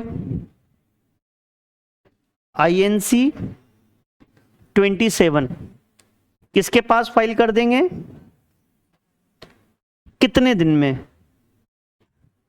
15 दिन में। कितने दिन में? 15 दिन। कहां से? जब से एसआर पास किया या जब से सेंट्रल गवर्नमेंट की अप्रूवल ली? बताओ कब से? बट ओबियस, अगर प्राइवेट से पब्लिक में जाओगे तो एसआर, और पब्लिक से प्राइवेट में जाओगे तो सेंट्रल गवर्नमेंट की अप्रूवल कब लेते हैं? जब बड़ी से छोटी में जाएंगे, और उसमें थोड़ा लेते हैं, तो उसमें एसआर से 15 दिन। ठीक है, ये रहा 15 दिन में आरओसी को फाइल करते हैं। ये रहा, कौन से फॉर्म में फाइल करते हैं? INC 27 में। और ये एओए में जो ऑल्ट्रेशन हुआ है ये ठीक उसी प्रकार से वैलिड होगा जैसे ओरिजिनल एमओए क्या होता है? वैलिड। ठीक है, ये हमारा हो गया। तो हमारे कौन कौन से सेक्शंस कवर हुए मेरे बच्चे अभी तक? जल्दी से एक बार बोल ही दो यार। सेक्शन नंबर 1, बार बार तंग करूंगा बुलवा बुलवा के। Section number 1 title, section number 2 में डेफिनेशन, पहली डेफिनेशन 220, 21, 22, फिर 42 में क्या था मेरे बच्चे? Foreign company. क्या बात है। 45 में कौन सी कंपनी थी? गवर्नमेंट। 46 में होल्डिंग कंपनी। कौन बोलता है सेक्शन याद नहीं होते? 3 बार बोलने पे अपने आप एक आध तो याद हो ही जाता है, तो मैं तो 2-3 याद हो गए। 46 में क्या था मेरे बच्चे? होल्डिंग। फिर उसके बाद 62 में क्या है? सर ये तो बहुत सिंपल है, ओपीसी। 68 में क्या है? प्राइवेट। 71 में कौन था मेरे बच्चे? पब्लिक। 85 में कौन था मेरे बच्चे? छोटी स्मॉल कंपनी। 87 में कौन था मेरे बच्चे? Subsidiary company. 92 में कौन था? Unlimited company. फिर उसके बाद सेक्शन नंबर 3 भी याद होना चाहिए। सेक्शन नंबर 3 होता है फॉर्मेशन ऑफ कंपनी। फॉर्म मतलब टाइप। अगर आप कंपनी बनाना चाहते हैं तो कितने तरह की कंपनी बना सकते हैं? 3, ओपीसी, प्राइवेट और पब्लिक कंपनी। ये 3 तरह की कंपनियां आप बना सकते हैं मेरे बच्चे। तो आप 3 तरह की कंपनियां इनकॉर्पोरेट कर सकते हैं। सेक्शन नंबर 4 में क्या आता है? एमओए। सेक्शन नंबर 5 में क्या आता है? एओए। एमओए और एओए। सेक्शन नंबर 6 तो ऐसे याद हो जाएगा, एमओए एंड एओए कैसे बनेगा? एज पर कंपनीज एक्ट। अगर आपने कंपनी एक्ट के अनुसार ना बना के अपने हिसाब से बनाया तो वो एमओए एओए क्या हो जाएगा? वॉइड। सब पूरा एमओए एओए नहीं बेटा, जो कंपनी लॉ के अगेंस्ट में होगा सिर्फ वही प्रोविजन। जैसे आप कॉन्स्टिट्यूशन में पढ़ते हो कोई भी एक फंडामेंटल राइट्स के अगेंस्ट में है तो उसको वॉइड डिक्लेयर कर दो। समझ में आया? तो उसी तरह से एमओए एओए कैसे बनेगा? एज पर कंपनीज एक्ट, कंपनी एक्ट के अनुसार नहीं बनाया तो उतना प्रोविजन जो कंपनी एक्ट के अगेंस्ट में है तो वो क्या हो जाएगा? वॉइड। इसमें केस भी है मेरे बच्चे, क्या? Expulsion of member. क्या कंपनी अपने मेंबर को निकाल सकती है? नहीं। ऐसा प्रोविजन अगर एओए में पुट कर दिया और निकाल रहे हो तो वो पॉइंट भी क्या होगा? वॉइड। एक्सपल्शन ऑफ मेंबर का पॉइंट एओए में पुट नहीं कर सकते। समझ में आया? फिर हमने अगला सेक्शन कौन सा पढ़ा, जल्दी से बोलना मेरे बच्चे? सेक्शन नंबर 8, जिसमें सेक्शन 8 कंपनी। फिर हम लोगों ने सेक्शन नंबर 406 कौन सा था? निधि कंपनी। फिर हमने 455 जिसमें कौन सी कंपनी थी? डोरमेंट। ये सारी चीजें हम लोगों ने क्या कर दी हैं? डिस्कस। अब हमारा अगला टॉपिक आता है steps for incorporation of company, which is section number 7। अब कंपनी बनाना है तो पहले कंपनी का नाम क्या करना पड़ेगा? रिजर्व करवाना पड़ेगा। कौन सी फैसिलिटी मिलती है? Run facility. कौन सी वेबसाइट पे? एमसीए। तो एमसी की वेबसाइट पे रन फैसिलिटी यूज करने का, उसमें नेम को सब नेम लिख के नेम को अप्रूव करवा लो, और नेम अगर अप्रूव हो जाता है तो ये नेम यूज करना पड़ता है। ये नेम यूज करना पड़ता है, बोलो कितने दिन में? ये नेम यूज करना पड़ता है 20 दिन में या फिर 60 दिनों में? 20 दिनों में या फिर 60 दिनों में हमको ये नेम यूज करना पड़ता है। बताओ 20 दिन की 60 दिन, या 20 दिन कब 60 दिन कब? जल्दी से बताओ 20 दिन कब 60 दिन कब? एमसी की वेबसाइट पे जाएंगे, रन फैसिलिटी पे क्लिक करेंगे, जो आप कंपनी का नाम चाहते हैं, जो आपकी कंपनी का नाम आप चाहते हैं वो लिख के सबमिट कर दें, फीस जमा करवा दें, और नेम अप्रूव हो जाए तो नेम कितने दिन के लिए वैलिड रहेगा? 20 की 60। 20 कब 60 कब? न्यू कंपनी बनाई है तो 20, और एग्जिस्टिंग कंपनी है मतलब कंपनी बनी बनाई है और फ्यूचर में नाम चेंज किया है तो कितने दिन में? 60। वहां पे 60 दिन के लिए वैलिड रहता है। फिर आप अगला स्टेप क्या होगा? एमओए एओए को बनाओ और ये एमओए एओए सबमिट कर दो आरओसी के पास। कौन से फॉर्म में? INC 32, जिसको हम क्या बोलते हैं मेरे बच्चे? Spice plus. क्या बोलते हैं? इसके साथ INC 33 भी भेजो, इसके साथ INC 34 भी भेजो, इसके साथ INC 35 भी भेजो। बाप रे बाप, इतने सारे फॉर्म भेजो। ये MOA का है, ये AOA का है, और ये अजाइल प्रो एस। सर इतनी सारी चीजें एक साथ? हाँ सर, आपने तो बोला MOA AOA भिजवाओ, तो बता दिया ना। स्पाइस प्लस में कंपनी की पूरी इंफॉर्मेशन। MOA इलेक्ट्रॉनिक बनेगा INC 33, AOA इलेक्ट्रॉनिक बनेगा INC 34। अजाइल प्रो एस में क्या क्या इंफॉर्मेशन जाएगी? 10, अगर आपको 10 चाहिए, पैन चाहिए, परमानेंट अकाउंट नंबर, ESI में registration, employ state insurance, provident fund में रजिस्ट्रेशन, बैंक अकाउंट ओपन करना है, सब अजाइल प्रो एस INC 35 में जाएगा। ये सारी चीजें फाइल कर दो।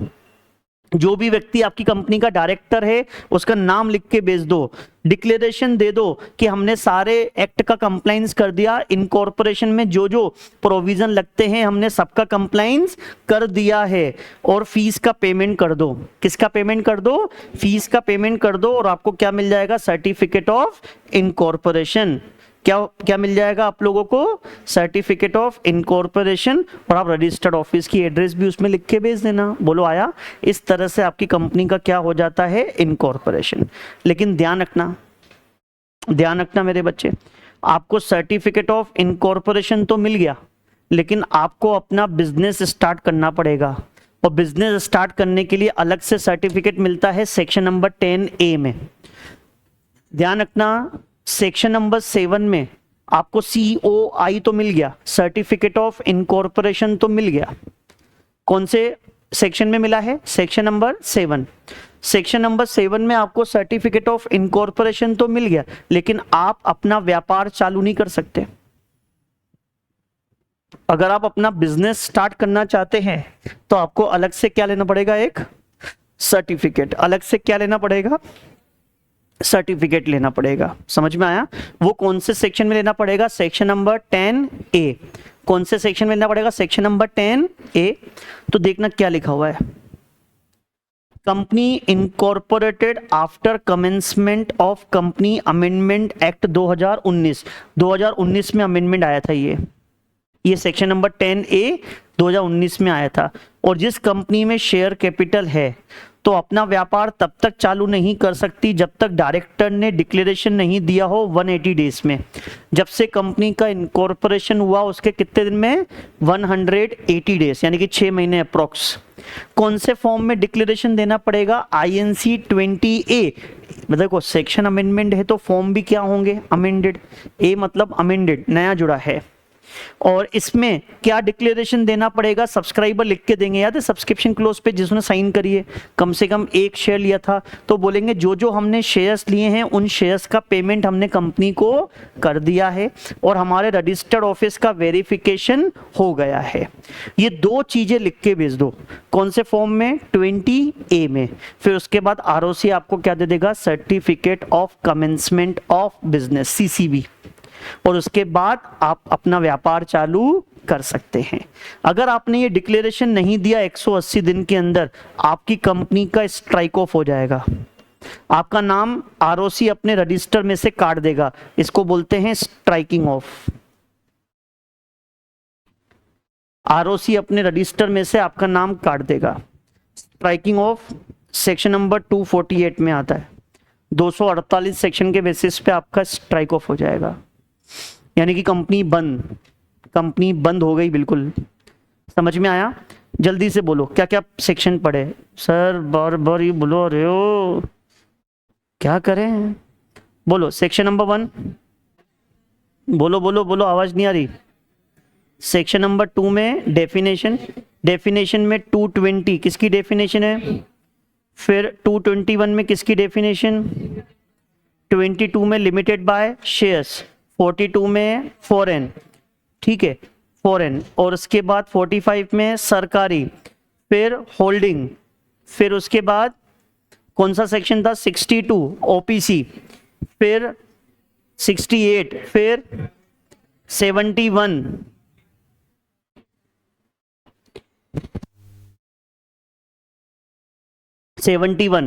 फिर 85 में स्मॉल, 87 में सब्सिडरी, 92 में अनलिमिटेड। सेक्शन नंबर 3 में formation of company, section number 4 में MOA, सेक्शन नंबर 5 में AOA, सेक्शन नंबर 6 में MOA AOA कैसे बनेगा? एज पर section number 7 spice plus, company बनाने की इलेक्ट्रॉनिक प्रोसीजर। सेक्शन नंबर 8 में company incorporated outside India, charitable वाली company, association not for outside India नहीं, company non profit organisation, association not for profit, जिसके नाम के पीछे limited, private limited. Section number 9 क्या बोलता है? जो आपको सर्टिफिकेट ऑफ इनकॉर्पोरेशन मिला है ना, वो कॉन्क्लूसिव एविडेंस है। कॉन्क्लूसिव एविडेंस का मतलब होता है कि आपके इनकॉर्पोरेशन के ऊपर कोई चैलेंज, आपकी कंपनी वैलिडली बनी हुई है, ठीक है। और सेक्शन नंबर 10 किसका होता है मेरे बच्चे? Effect of MOA AOA। MOA AOA एक बार रजिस्टर्ड हो गया तो वो बाइंडेबल नेचर का रहता है, सभी को बाध्य रहता है। उसमें जो लिखा हुआ है सभी को क्या करना पड़ेगा? फॉलो करना पड़ेगा। उसमें जो लिखा हुआ है सबको मानना पड़ेगा। और उसके बाद कौन सा सेक्शन पढ़ा? सेक्शन नंबर 10A किसका होता है? Certificate of commencement of business. कौन से फॉर्म में डिक्लेरेशन था? 20A में। ध्यान रखना, मैं तुम्हारे लिए नहीं बोल रहा, मैं अपने लिए बोल रहा हूं, मेरे को याद करने है ना। 20A में और कितने डिक्लेरेशन? 20A 2 लिखा हुआ है तो 2 ही डिक्लेरेशन। सब्सक्राइबर ने कॉल्स का पेमेंट कर दिया है और मैं रजिस्टर्ड ऑफिस का वेरिफिकेशन कितने दिन में? 180 डेज में देना है। नहीं दिया तो क्या हो जाएगा? Strike off. बोलो। उसके बाद 406 पढ़ा और 455 पढ़ा, ठीक है। अब बीच में एक सेक्शन यहां पे रुक गया था, 3A। कौन सा सेक्शन? अब सेक्शन नंबर 3A क्या बोलता है? प्राइवेट कंपनी में मिनिमम कितने मेंबर होते हैं? पब्लिक कंपनी में मिनिमम कितने होते हैं? 7। कभी भी 2 से कम हो गए और 7 से कम हो गए, कितने से कम, 2 से कम या 7 से कम हो गए तो उनके पास 6 महीने में इंक्रीज करने हैं। कितने महीने में इंक्रीज करने हैं? 6 महीने में इंक्रीज कर लिए तो अच्छी बात, नहीं तो उसके बाद भी अगर आपने इंक्रीज नहीं किए नंबर ऑफ मेंबर और कम ही हैं तो उस केस में 6 महीने के बाद जितने भी कॉन्ट्रैक्ट होंगे, 6 महीने के बाद जो भी आपके क्रेडिटर बनेंगे उनको पे करने के लिए मेंबर की लायबिलिटी क्या हो जाएगी? पर्सनल। लेकिन कौन से मेंबर की? जिनको इसके बारे में नॉलेज है। किसकी नॉलेज है? कि हमारे नंबर ऑफ मेंबर कितने हैं, पब्लिक कंपनी में 7 से कम है और प्राइवेट में कितने से हैं। रिमेनिंग सारे मेंबर की लायबिलिटी अनलिमिटेड नहीं होगी, जिनको इसके बारे में क्या है मेरे बच्चे? नॉलेज।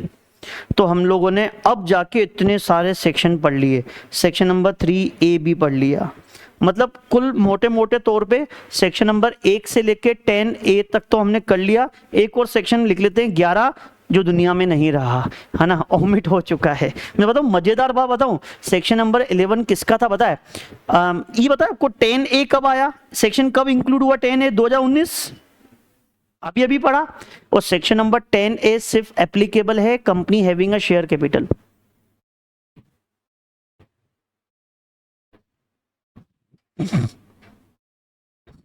यानी कि company not having a share capital है, वो सीओआई के बाद ही व्यापार स्टार्ट कर सकती है, उसको सर्टिफिकेट लेने की जरूरत। ध्यान से देखना, certificate of commencement of business, व्यापार का सर्टिफिकेट सिर्फ किसको लेना है? Company having a share capital. Company having a, जिस कंपनी में शेयर्स नहीं है वो तो सीओआई के बाद ही अपना व्यापार क्या कर सकती है? स्टार्ट। अच्छा, यहाँ पे ये भी याद रखना, बोरोइंग पावर। अगर एक कंपनी का इनकॉर्पोरेशन हो गया और इनकॉर्पोरेशन के बाद वो पैसे उधार लेने जा रही है बैंक के पास, नहीं जा सकती जब तक उसके पास क्या ना हो? सीसीबी। और सीसीबी किसको लेना पड़ता है मेरे बच्चे? Company having a share capital. तो एग्जाम में जानबूझ के देगा ये कंपनी है, company not having a share capital है, इसने सीसीबी नहीं लिया और आज इसको 190 दिन हो गए हैं, तो एक्शन टेकन बाय आरओसी। बच्चे लिख के आएंगे स्ट्राइक ऑफ, तुम बोलना कुछ नहीं, चलने दो, उनके ऊपर तो ये सेक्शन ही एप्लीकेबल। बोलो आया? मतलब ये छोटी छोटी चीजें होती हैं जो ध्यान में रखनी पड़ती मेरे बच्चे। डन मेरे बच्चे? तो ये सेक्शन हमने सारे डिस्कस कर लिए हैं। और मजेदार बात जो मैं बताने वाला था, 11 नंबर सेक्शन, उसमें सीसीबी था पहले, वो ओमिट हो गया। ओमिट के बाद अब उसको रिवाइव नहीं कर सकते, सेक्शन को रिवाइव नहीं कर सकते, फिर उन्होंने अलग से सेक्शन बनाया 10A, तभी तो 11 के आसपास ही है। लिटरली 11 नंबर सेक्शन सीसीबी का है, कभी सर्च कर लेना, जो ओमिट हो गया है। लेकिन वो ओमिट पहले हो गया था, फिर 2019 में याद आया कि हाँ यार ये प्रोविजन तो होना चाहिए, तो रिवाइवल नहीं होता किसी सेक्शन का। वो तो ना बिस्कुट गोली थी कि उसको रिवाइव कर दिया, पक्की गोली कर दी, ऐसा कुछ नहीं होता यहाँ। एक बार गया तो गया, अब वापस बनाना है तो नया सेक्शन। तो 10A इसलिए वो 11 से पहले है, वो 11 एक्चुअली सीसीबी का था पहले, लेकिन वो ओमिट कर दिया था, दुनिया से हटा दिया था। ठीक है, बाद में देर आए दुरुस्त आए, नए सेक्शन के साथ आए। डन मेरे बच्चे? तो हमारा कितने पेज हो गए आज? 5 पेज हो गए। बोलो मेरे बच्चे आया? तो सेक्शन नंबर 11 तक हम पढ़ चुके हैं।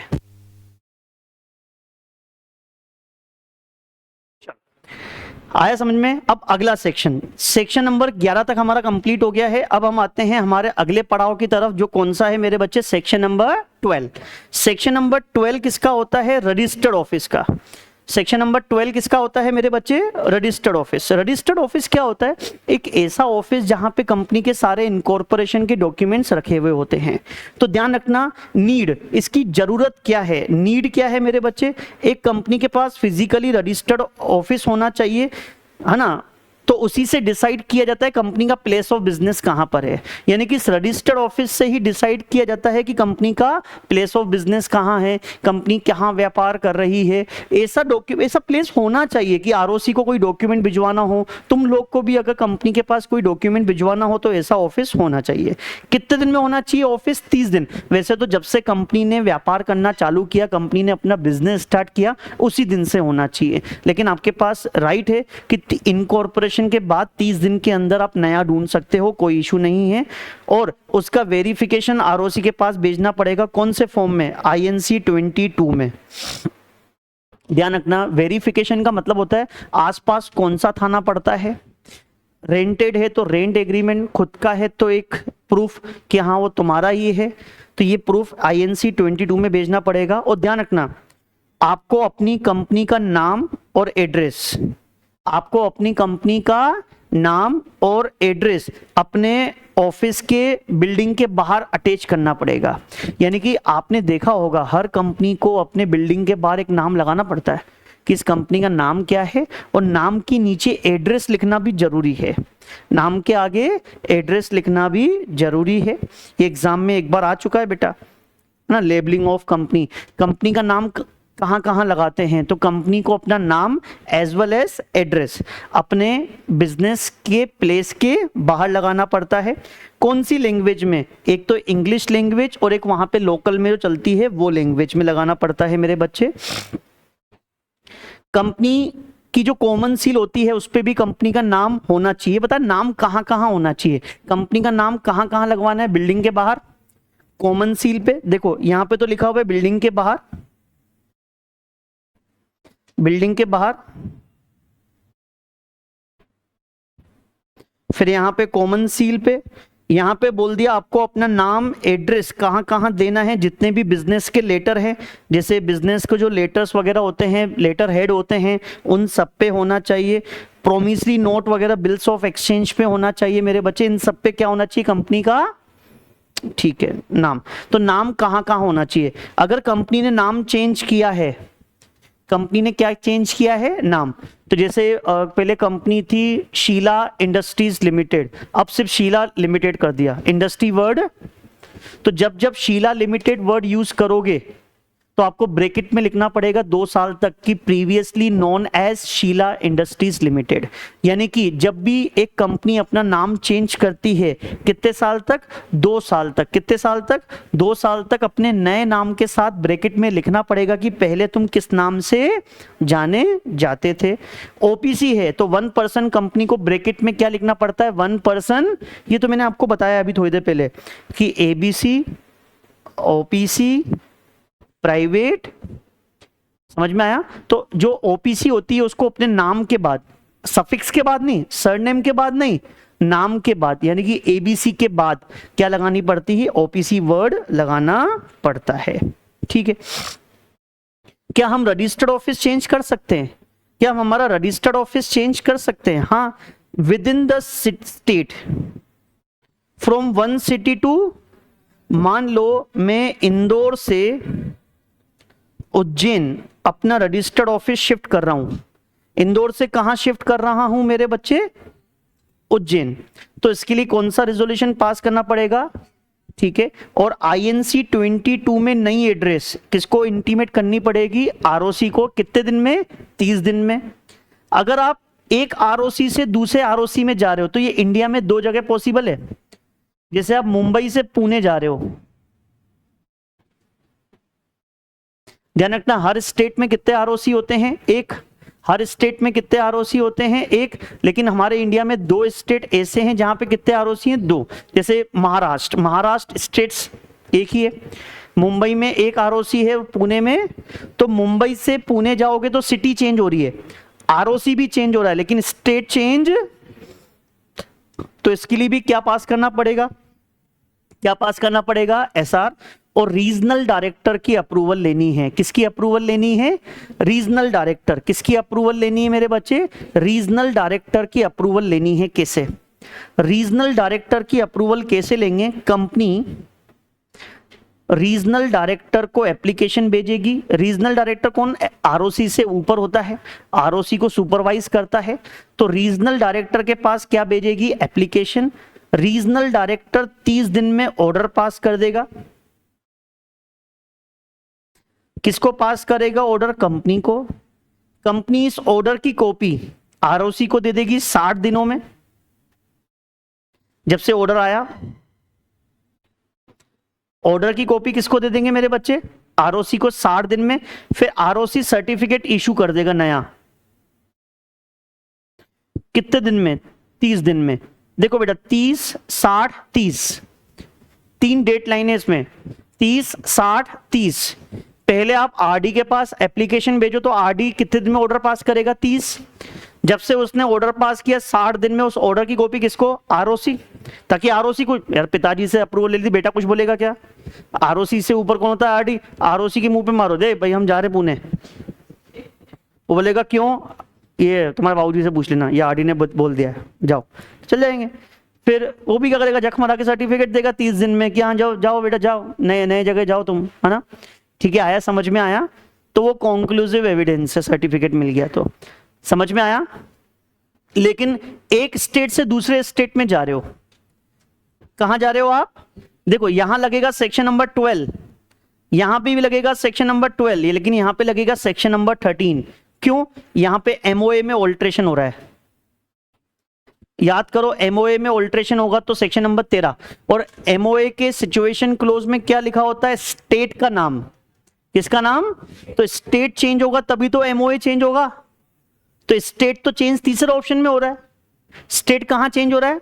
तीसरे ऑप्शन में। तो one state to another state जाओगे तो भी क्या पास करना पड़ेगा? एसआर, लेकिन साथ ही साथ सेंट्रल गवर्नमेंट की अप्रूवल।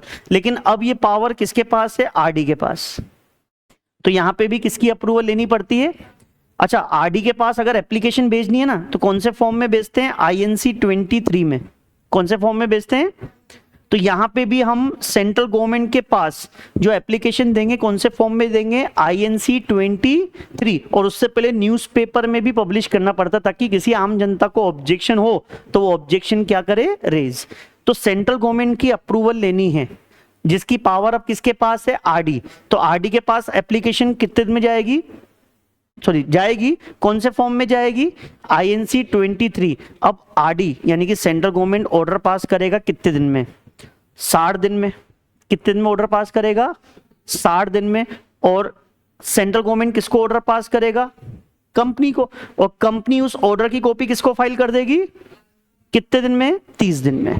60 दिन में सेंट्रल गवर्नमेंट ऑर्डर पास करेगा, किसको पास करेगा? कंपनी। और कंपनी उस ऑर्डर की कॉपी किसको फाइल कर देगी?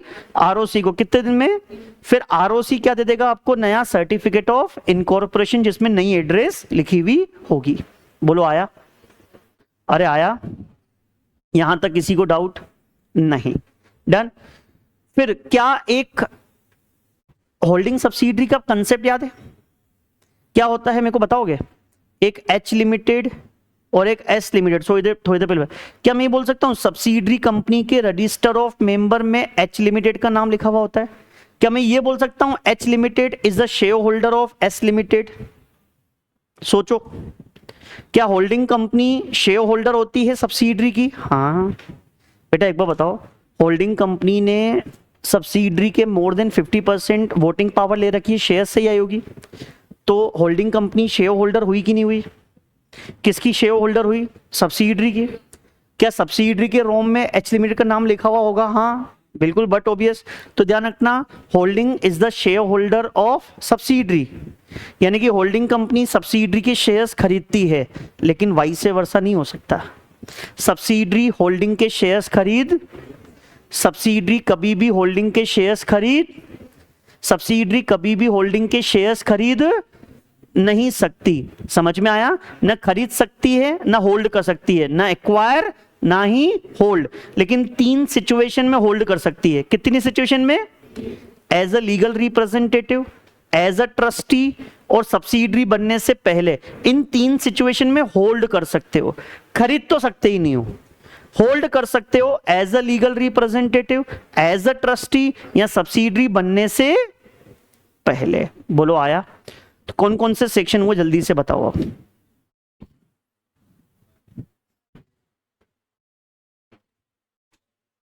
वन किसका था? वाह यार।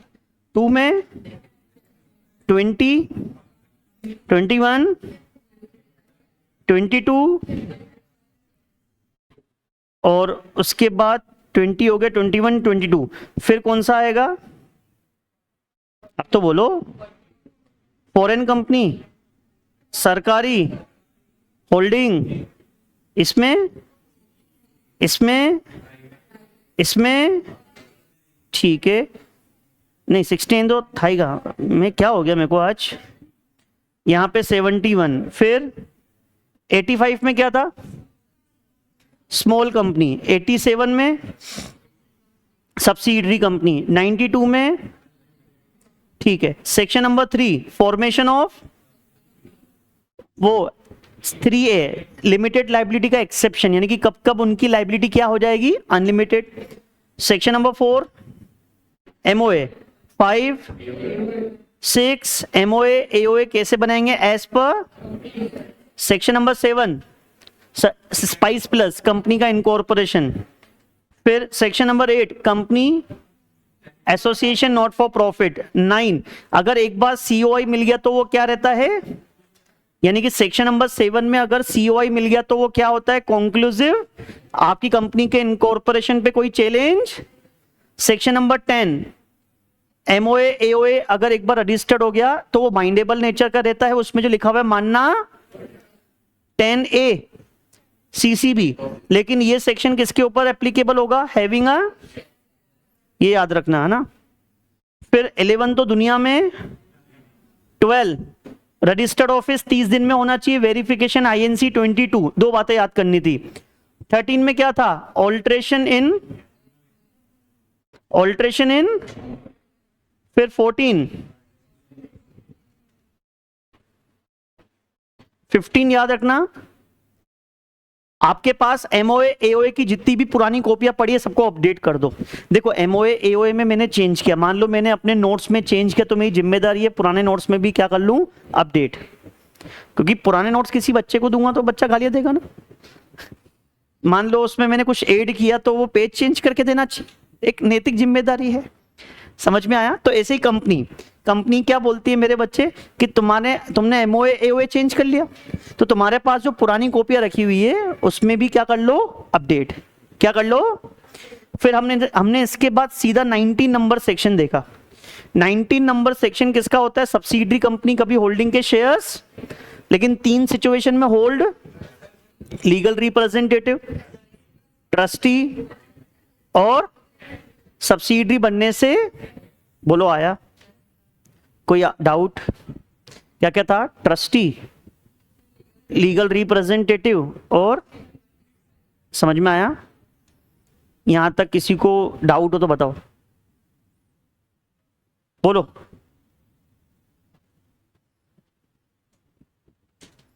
समझ में आया। तो 3 सिचुएशन में होल्ड कर सकता है, ठीक है। T4 ट्रस्टी, B4 बी था क्या, साइंस से लिख लिया मैंने, पागल हूँ क्या मैं, कुछ भी बन गया तो, हाँ था ना, अरे हाँ, बिफोर सब्सिडरी, और L मतलब लीगल रिप्रेजेंटेटिव। TB में लग गए, अरे TB की बीमारी में लग गए,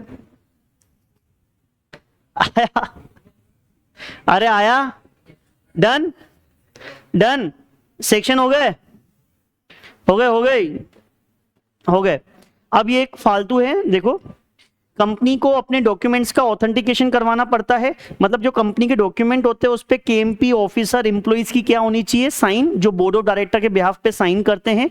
KMP में कौन आते हैं आपको पता है, CEO, CFO, CS, MD, manager, whole time, बस हो गया। तो यहां पे आपका मैंने 21 भी करवा दिया जिसमें लिखा हुआ है कि कंपनी के डॉक्यूमेंट्स पे साइन कौन करता है, KMP, यहाँ ऑफिसर से करवा लो, ठीक है, जो BOD के बिहाफ पे क्या करते हैं, साइन। तो आज हम लोगों ने क्या क्या कंप्लीट किए, कंपनी लॉ के 2 चैप्टर कंप्लीट किए हैं, chapter number 1, chapter number 2। Total sections कितने कवर हुए, 1 से लेके 22।